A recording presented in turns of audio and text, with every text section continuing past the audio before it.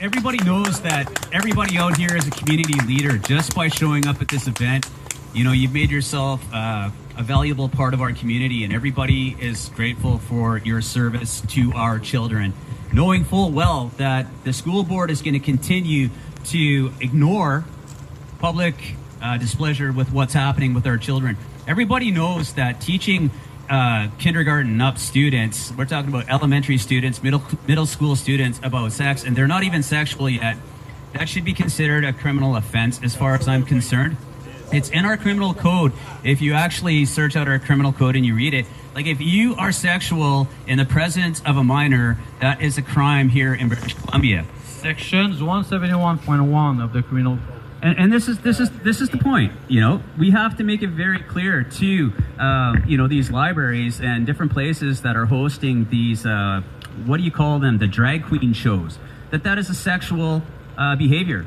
So if you're going to behave in a sexual manner, you should have to pay the ultimate price and be charged criminally for you know, just breaking the law. So we need to get to law and order, and we need to make sure that we can't hold people like, you know, for example, Chair Lady Wilson.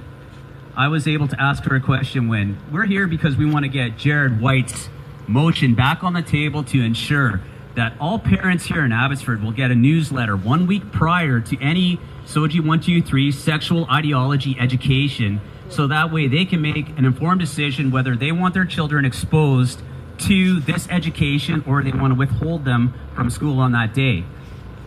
This is not a big ask, because at the end of the day, who really here wants their children to be exposed at kindergarten age and middle school age to what adults should only be allowed to do? And it's indoctrination, and you're putting your children at risk.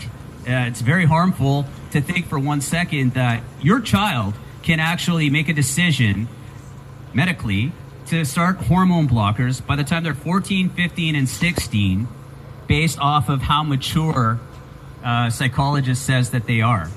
And they can do that in secret and keep that from you, the parent. And this is where why we're here, and we need to hold them accountable. Shirley Wilson, I asked her specifically how many genders does she recognize, and for the record, what are they?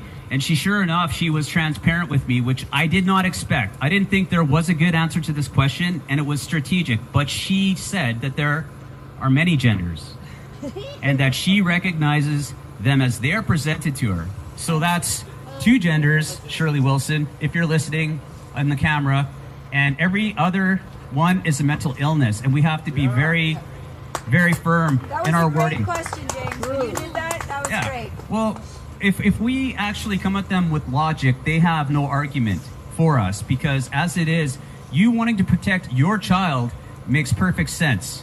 Who loves your children more than you do?